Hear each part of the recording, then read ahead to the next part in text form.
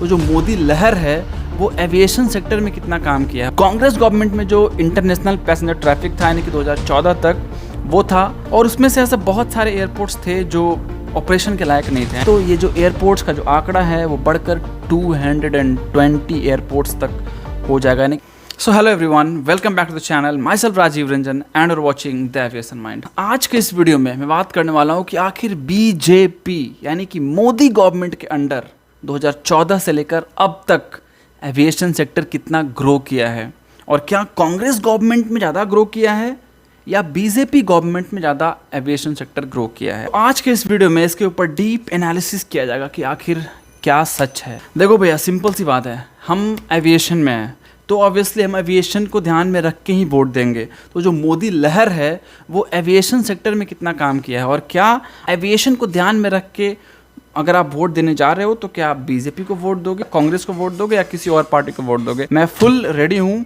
आप लोग बोलोगे कि मैं ऐसे ही वीडियो बना रहा हूँ, मैं फुल रिसर्च के साथ यहाँ पे रेडी हूँ। जो भी मैं बोल रहा हूँ इस वीडियो में, जो भी डिटेल्स आपको दूंगा, जो भी एनालिसिस का रिपोर्ट्स आपको दूंगा, वो सारा प्रॉपर रिसर्च करके है। ऐसे ही मैं हवा में कुछ भी नहीं बोल रहा हूँ।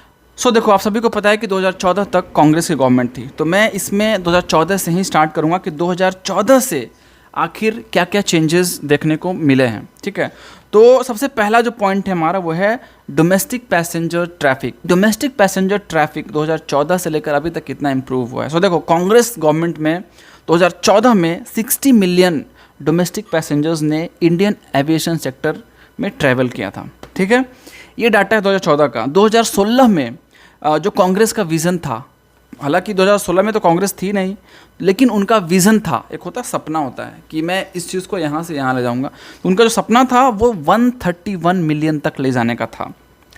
और 2020 में मोदी गवर्नमेंट ने इसको बढ़ाकर 143 मिलियन कर दिया। और मैं ये नहीं कहूँगा कि बीजेपी गवर्नमेंट कर दिया, हाँ, जो कांग्रेस गवर्नमेंट है वो एक बेस ऑलरेडी तैयार करके दी थी। उनका कुछ सपना था, उनका विज़न था। विज़न तभी था जब पोटेंशियल था इंडियन एविएशन मार्केट में ग्रोथ का।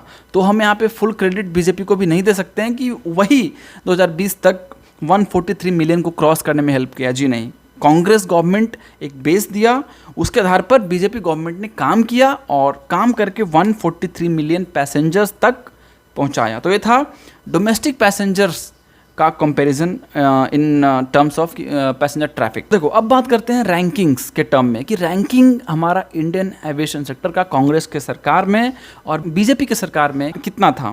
तो देखो, कांग्रेस के सरकार में जो हमारा इंडियन एविएशन मार्केट था वो around 5th to 6th positions पे था, लेकिन बीजेपी गवर्नमेंट के अंदर यानी कि 2020 में स्पेशली जो हमारा इंडियन एविएशन सेक्टर है वो 3rd पोजिशन पे आ गया, यानी कि world's 3rd largest Indian aviation market बना हमारा देश। सो ठीक है, ये भी 6th पोजीशन से 3rd पोजीशन पे लाना, ये भी एक काबिले तारीफ है। ये भी काफ़ी प्राउड की बात है हमारे इंडियन एविएशन सेक्टर के लिए। सो अब बात करते हैं इंटरनेशनल पैसेंजर ट्रैफिक की। कांग्रेस गवर्नमेंट में इंटरनेशनल पैसेंजर ट्रैफिक कितना था और बीजेपी गवर्नमेंट में इंटरनेशनल पैसेंजर ट्रैफिक कितना था। देखो, कांग्रेस गवर्नमेंट में जो इंटरनेशनल पैसेंजर ट्रैफिक था यानी कि 2014 तक वो था 43 मिलियन, और बीजेपी गवर्नमेंट में यही आंकड़ा बढ़कर 64 मिलियन हो गया 2020 तक। अब बात करते हैं in terms of number of aircrafts कि हमारे इंडियन एविएशन सेक्टर में नंबर ऑफ एयरक्राफ्ट्स कांग्रेस के टाइम में कितना, यानी कि इन 50 सालों में कांग्रेस गवर्नमेंट ने कितने एयरक्राफ्ट्स देखे अपने इंडियन एविएशन सेक्टर में, और 2023 तक कितने बढ़ के हो गए। तो कांग्रेस के गवर्नमेंट में टोटल 400 ही एयरक्राफ्ट्स थे इन 50 सालों में, जो शेड्यूल एयरलाइंस होते हैं। लेकिन 2023 में यानी कि 9 सालों में जो 400 का आंकड़ा है वो बढ़कर 700 के पार चला गया। सो ये भी काफ़ी काबिल तारीफ है कि जो 50 सालों में 400 जहाज आया तो उसका दुगना, अराउंड दुगना से थोड़ा सा कम है, वो 9 सालों में आया। तो ये एक सिम्टम है ग्रोथ का। नंबर ऑफ एयरक्राफ्ट्स कितने हैं आपके पास, तो ये था नंबर ऑफ एयरक्राफ्ट्स। अब बात करते हैं नंबर ऑफ एयरपोर्ट्स। वो भी काफ़ी इंपॉर्टेंट रोल प्ले करते हैं इंडियन एविएशन सेक्टर की ग्रोथ में, बिकॉज जब एयरपोर्ट्स एक्सपैंड होगा, जहाँ जहाँ एयरपोर्ट्स बनेगा वहाँ से ऑब्वियसली फ्लाइट्स रन होगी तो पैसेंजर ट्रैफिक बढ़ेगा। अगर डिमांड ज़्यादा होगा तो एयरक्राफ्ट्स आएंगी। ठीक है, तो 2014 तक यानी कि इन 50 सालों में टोटल 74 एयरपोर्ट्स ही हमारे देश में बन पाए थे, और उसमें से ऐसे बहुत सारे एयरपोर्ट्स थे जो ऑपरेशन के लायक नहीं थे, यानी कि अनऑपरेशनल एयरपोर्ट्स थे। तो अगर मार्च 2023 का डाटा निकालें तो अनदर 74 एयरपोर्ट्स हमारे देश को मिला इन 9 सालों में। सो ये काफ़ी बड़ा अचीवमेंट्स है, जिसमें कि टोटल 11 ग्रीनफील्ड एयरपोर्ट्स शामिल हैं, जो बड़े बड़े एयरपोर्ट्स होते हैं ग्रीनफील्ड एयरपोर्ट्स। उसमें से करीब 40 हेलीपोर्ट्स हैं, 25 वाटर एरोड्रोम्स हैं। तो जो सरकार 50 सालों में 74 एयरपोर्ट्स लाई, तो मोदी सरकार ने 9 सालों में एयरपोर्ट्स के मामले में बहुत आगे छलांग लगा लिया। और ये जो भी एयरपोर्ट्स को बनाया जा रहा है, जो भी एयरपोर्ट्स को ऑपरेशन के लायक बनाया जा रहा है, ये RCS उड़ान के अंदर चल रहा है, यानी कि रीजनल कनेक्टिविटी स्कीम।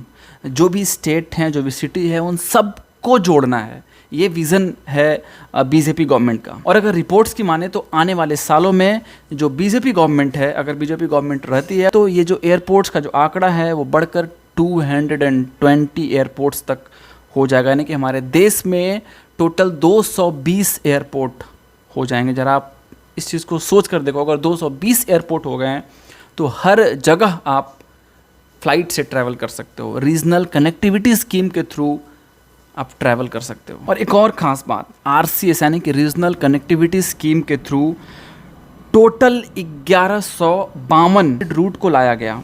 इसमें से 475 रूट्स जो हैं उन पे काम शुरू हो गया, यानी कि वो ऑपरेशन में आ गए। और अगर सोर्सेज की माने तो 121.67 लाख पैसेंजर्स जो हैं वो RCS उड़ान स्कीम के तहत इंडियन एविएशन सेक्टर में फ्लाई किए हैं। तो ये काफ़ी बड़ा नंबर होता है। और अगर बात करें number of flying training institutes की, ऑर्गेनाइजेशंस की, तो ये जून 2016 में 29 था, लेकिन इसको बढ़ाकर 35 कर दिया गया। और अगर बात करें एयरक्राफ्ट इंजीनियरिंग के पर्सपेक्टिव से, तो बहुत जगह पे हैंगर्स खुल रहे हैं, बहुत जगह पे ऑफिसेज खुल रहे हैं, नए नए MROs को तैयार किया जा रहा है। तो काफ़ी कुछ चेंजेस देखने को मिला है। काफ़ी जो विज़न है बीजेपी गवर्नमेंट का वो काफ़ी तगड़ा है। और अगर मेरा ये मानना है कि अगर बीजेपी गवर्नमेंट थोड़ा टाइम और रहती है तो जो हमारा इंडियन एविएशन सेक्टर है वो नंबर 1 पर भी आ सकता है। आप क्या सोचते हो इस वीडियो में? कांग्रेस का वीडियो देखो, बीजेपी का वीडियो देखो, जो आपको सही लगता है उसको आप वोट दे सकते हो, उसको आप सपोर्ट कर सकते हो, उसको आप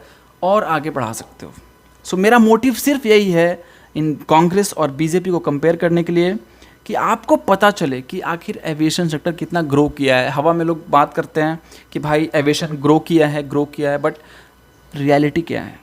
ठीक है, सो ये था रियलिटी। आशा करता हूँ आपको आज का वीडियो अच्छा लगा हो, आज का वीडियो मज़ा आया हो। अगर आज का वीडियो अच्छा लगा, वीडियो मज़ा आया, वीडियो को लाइक करना बहुत जरूरी है, चैनल को सब्सक्राइब करना बहुत जरूरी है। आप में से बहुत सारे लोग वीडियोस तो वॉच करते हैं, नो डाउट, लेकिन चैनल सब्सक्राइब करना भूल जाते हैं। सो चैनल को सब्सक्राइब कर लीजिए, वीडियो को लाइक कर लीजिए।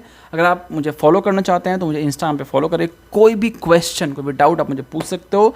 जो मेरा इंस्टाग्राम का ID है, यहाँ पर इंस्टाग्राम का लिंक है, डाल दूंगा डिस्क्रिप्शन बॉक्स में, वहाँ पे जाकर मुझे इंस्टाग्राम में फॉलो कर सकते हो। कोई भी क्वेश्चन, कोई भी क्वेरीज हो, आप मुझे पूछ सकते हो। चलिए मिलते हैं किसी एक्साइटिंग वीडियो में और धमाकेदार कंटेंट के साथ। Do whatever you want to do double, but please don't trouble anybody. See you. Jai Hind.